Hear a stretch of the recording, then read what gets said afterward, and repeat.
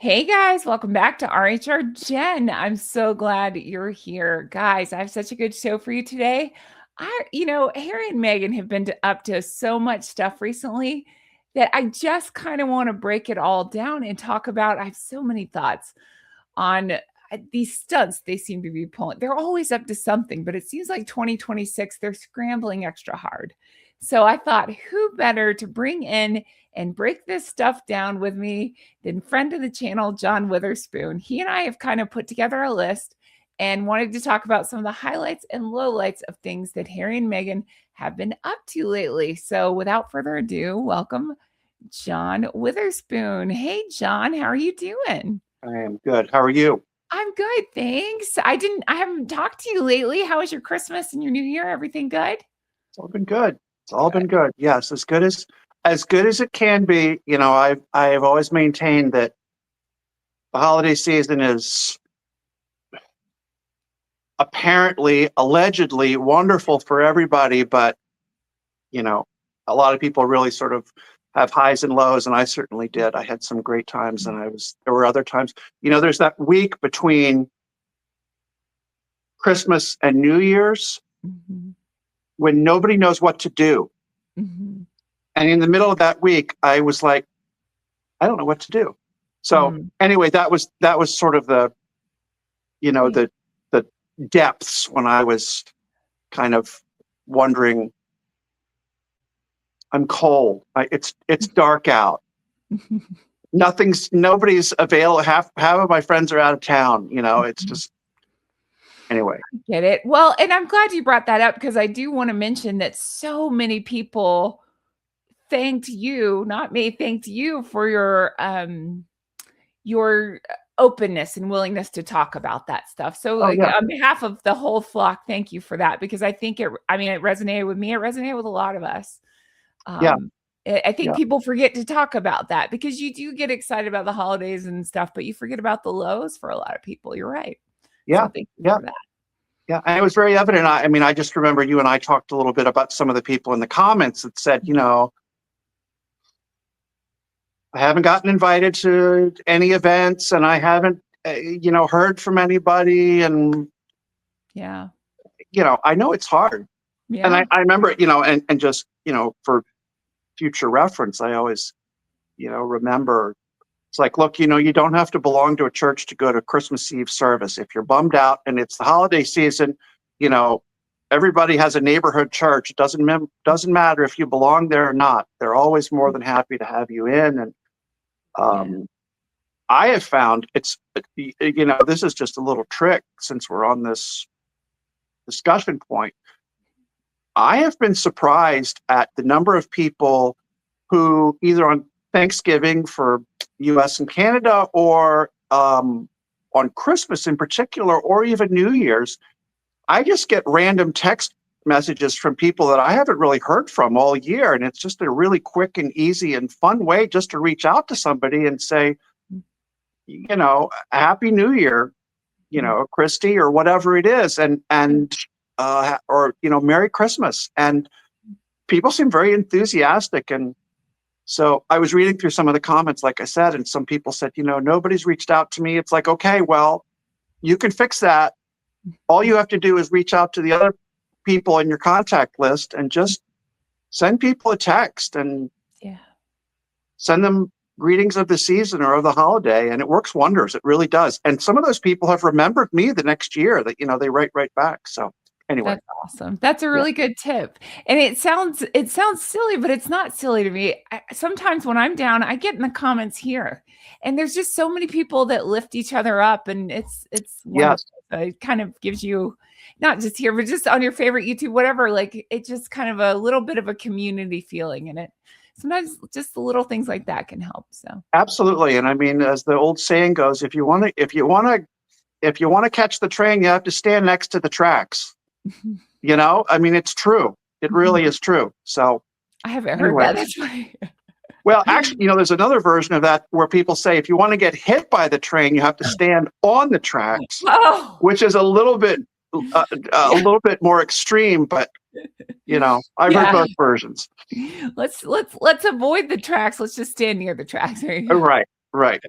have to stand on the platform. If you want to catch the train, you have to stand on the platform. So That's right.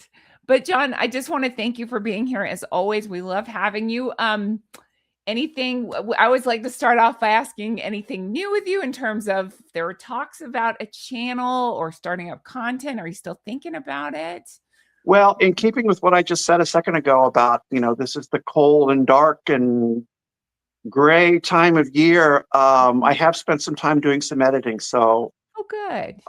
yeah, but Good. for right now, I just have Instagram, Witherspoon DC. So Okay, Witherspoon DC. We will all give you the follow. And guys, I have to say, like, I'm so bad at Instagram, but I've been making myself learn it. So I am on there as well. What is my yes, name? I don't remember. I think it's RHR_Jen, but you can find me. I follow you, I think. I think I followed you over I there. think so. I think you do. Yep. Yeah. Yep. So And there's some great Harry and Meghan content on there as well. If you want to see some great uh, memes and AI generated content about Harry and Meghan, some of it is really, really interesting and fun. So I never thought to do that before. So I hit sometimes like Twitter/X, or I'll hit, St. Meghan Markle. I should do Instagram. That's a really good idea. Thank you. yeah, there's a lot of really interesting stuff on there. Okay. I'll just have to figure out how to work Instagram and I'll get right on it. That's great. Thanks. All right. Well, the reason I had you here, of course, is it's always fun to talk to you, and it's been a while. So I thought, if you don't mind, I'll hit some of for you guys that don't know, sometimes we'll talk offline. If Harry and Meghan do something really crazy, we just like message each other like, oh my God, did you see this? Oh my gosh. So I keep a list. And then when we get together and talk, I like to revisit the list. So if you're okay, we'll just Sure. hit some of those talking points. And I want to get your thoughts, starting with dun dun dun, the bookmark of it Oh, all. I'm obsessed. Your face says everything. Well, that'll do it. Bye. Just kidding. yeah, yeah, The bookmark, it's just been so interesting. It's kind of like a train wreck that just won't stop. So while we talk about it, I'm going to pull a picture real quick. Of course, on the right is Meghan's bookmark, and on the left is somebody else's bookmark who had it out first, who had the idea, and it seems to be very closely copied, or I don't know what the word is, followed by Meghan. And let me just say, John, and I'm sorry to cut you off. As I always say, these are all of our opinions. We're not, right. we're just Yeah. two friends having a chat here and telling our thoughts. And my opinion is that sucks. It looks like she copied. What are your thoughts? You know what? I hate to use the word pathetic, but Mhm. pathetic is the word that always comes to mind in the context of that bookmark. And there are a couple things that come up.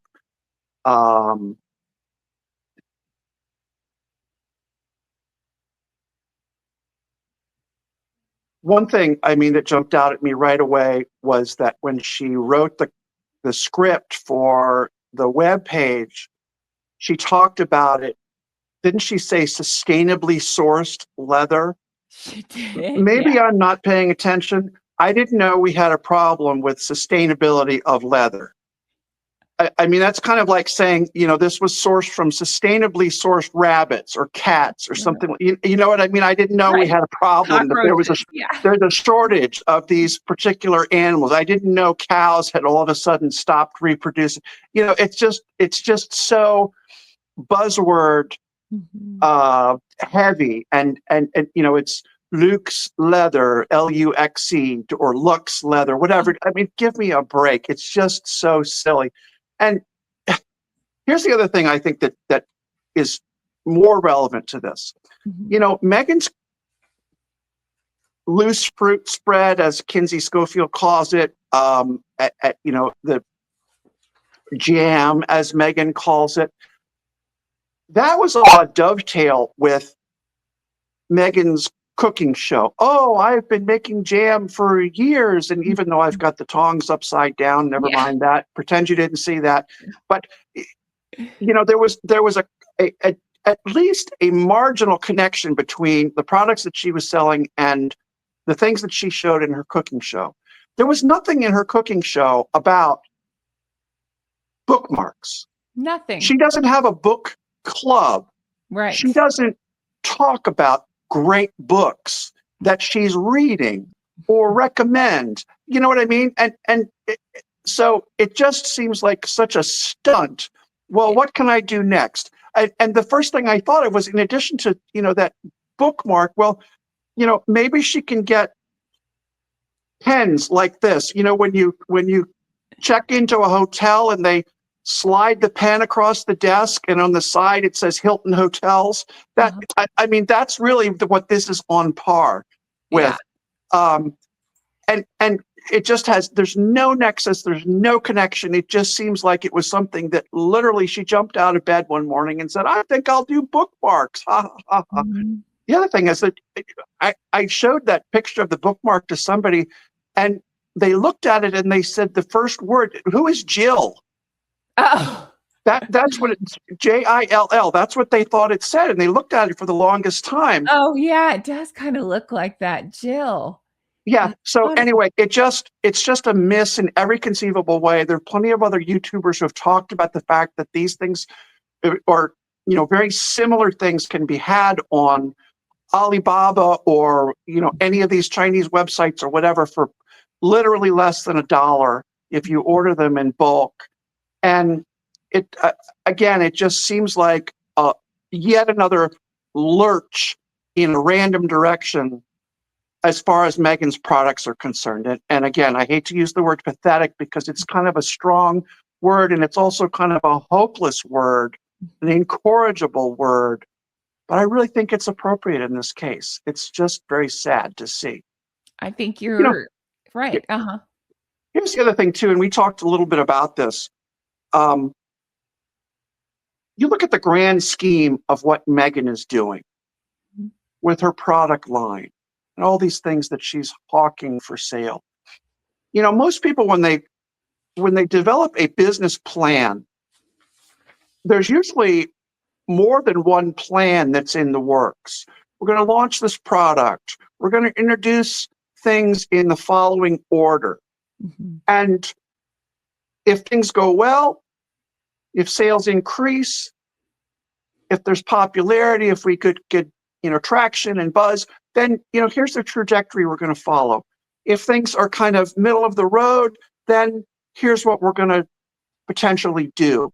And Mhm. if things don't go so well, then here's what's going to be our recovery plan. And the reason that you do that is so that you don't have to scramble in the moment and try and figure out, okay, under pressure of underperforming as a product line, as a business, whatever it is, you don't have to figure all that stuff out in the moment. Mhm. And I get the sense that Meghan has not done that. I Agreed. get the sense that right out of the gate, she expected that everything was just going to go fantastically well. Sales were going to be gangbusters, on and on and on and on. And as we've seen, nobody knows for sure. There's no absolute certainty in terms of this inventory. Uh-huh. Uh, Reporting that people have done, she's got 100,000 of this and that and everything. Mhm. If that's in any way even remotely correct, I think she's in a world of hurt, and I think she's probably lurching from thing to thing to thing. I know that she sold those bookmarks as part of a package deal, and she had them at uh, Godmother. grandmother's bookstore, or whatever it's called. Not grandmother's. I always, Godmothers. Uh-huh. yeah, okay, whatever. Um, I just look at it and I just see chaos, Yeah. which is not inconsistent with so many other aspects of who Meghan and Harry individually and collectively seem to be. Agree with you completely, and I feel like you made a really good point about this before when we talked about offline. You said this seems to be more of a pivot for her. She was pushing her wines, and if you can call dried flowers exotic, but faux exotic products, and now it's a bookmark. Well, yes, and it's a pivot in an important way. Mhm. The pivot is that when she was selling the wine, the fruit spread, the flour sprinkles, Mhm. the chocolate bars, whatever it is, um, there was a little bit of mystery Yeah. involved. And if you weren't quite sure you wanted the fruit spread, at least you could say, well, you know what, this will be a fun experiment. Right. Let's order it. Yeah.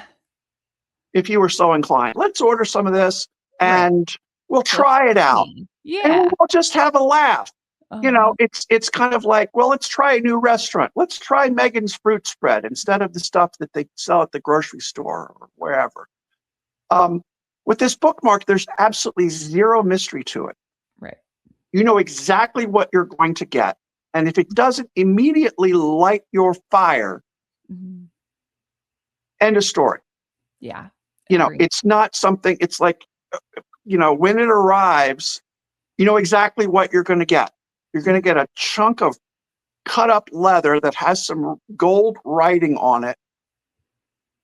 And that's it. The other thing about it, by the way, in terms of what does it say?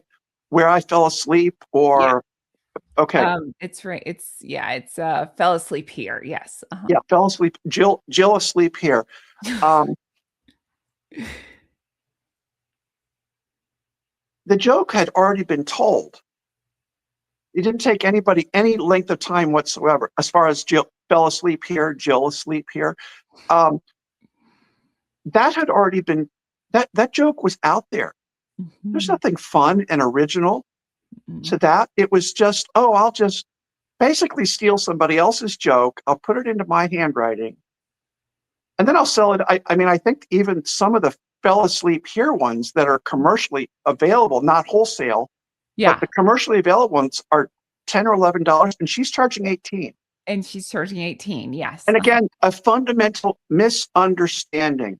Mhm. She feels like that her name and Mhm. her affiliation with the royal family and all that stuff, that is what gets you that $7 price premium Right. on her version of that bookmark.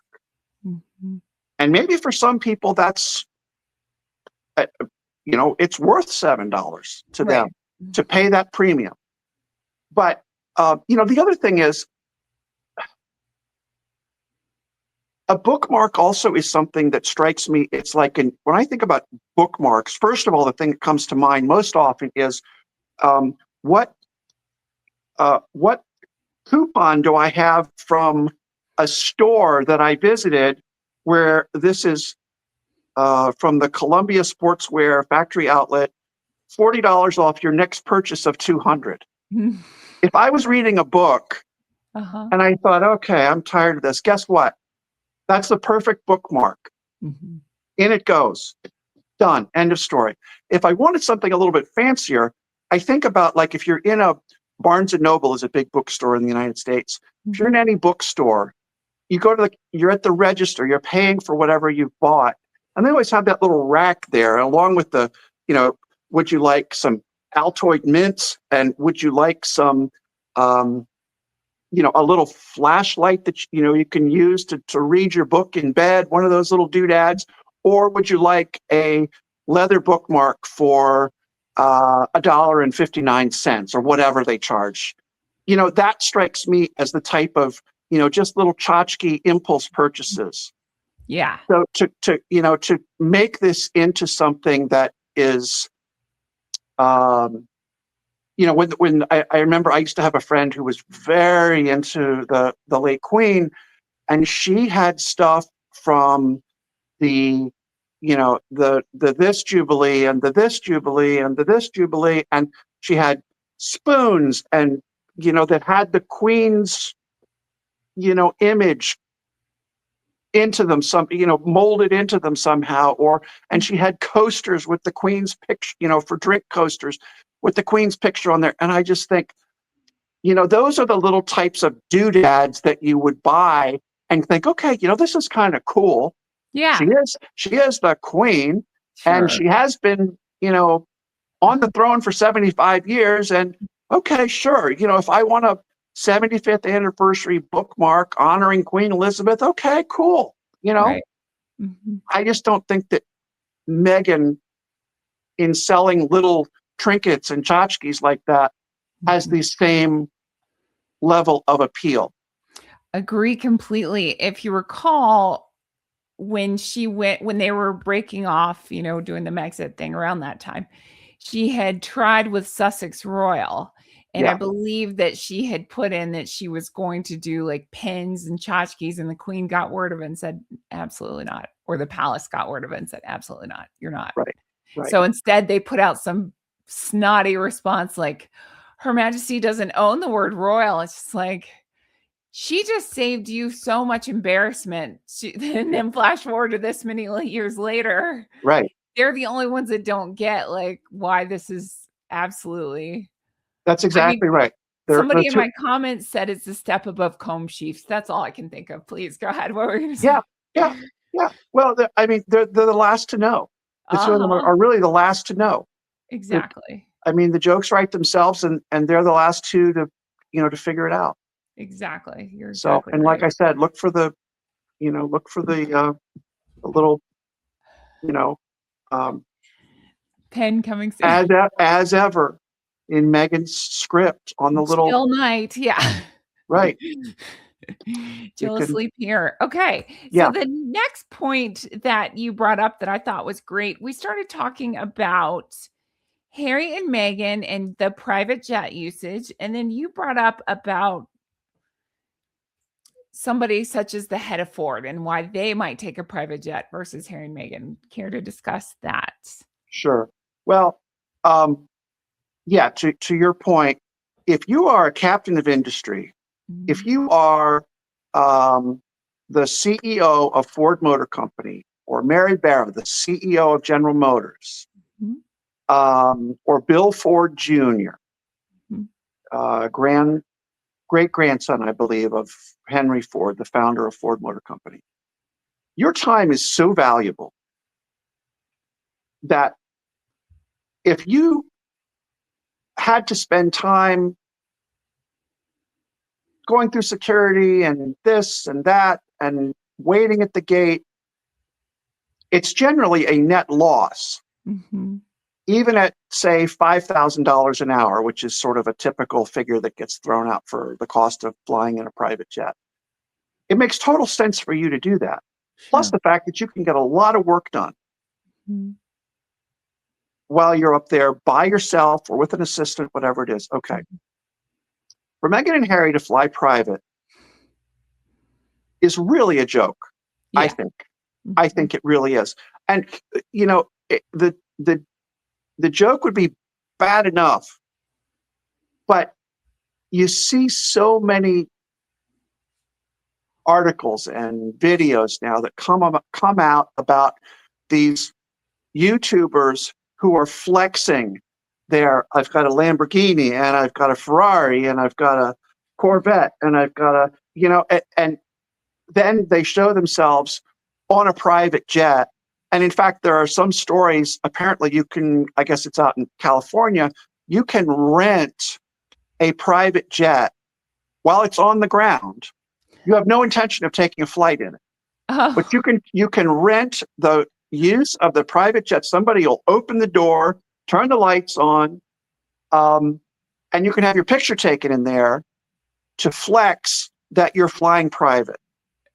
And it has become the new sort of it has happened so often now that people have been caught doing this that it's almost it's almost a joke in and of itself. So when I hear these stories and see these pictures of Meghan and Harry flying private, especially Meghan with her 14 suitcases or whatever it was that she had the last time she flew someplace, and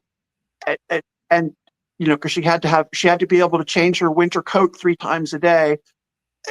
It's almost a joke. Here's the other thing too about private jets that, if you're Taylor Swift, I understand that Taylor Swift owns her own private jet, and I get it. Right. She's flying from here to here to here to here. She's finishing a concert. She needs to be in the next town. She needs to leave. She doesn't get out of the arena and get to the airport until 2 a.m. I get it. It makes total sense. Sure. But most celebrities that have their own jet, these are fractional ownership agreements. Very few people, unless you're extremely high profile, again, like a Taylor Swift caliber person, you're extremely profile, your presence in an airport would be extremely disruptive. You do an extreme amount of travel, and you genuinely benefit from having your own private, familiar space. Mhm. Most people who have private jets, even if they do own them, Mhm. they have probably turned them over to be available for rent. If anybody, if you're familiar with Turo Rent-A-Car, which is basically, it's like an Airbnb, Mhm. except you do it for your personal vehicle. I'm gonna be gone for 2 weeks. I'll make my vehicle available. Somebody can rent it and drive it. Or same thing with my private jet. I'll make that available.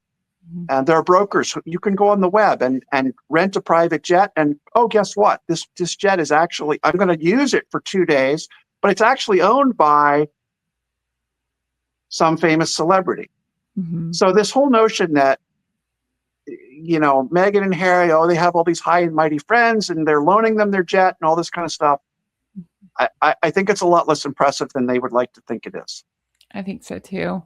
That's going to do it for this part of my sit down with John Witherspoon. Be sure to come back tomorrow as I have more.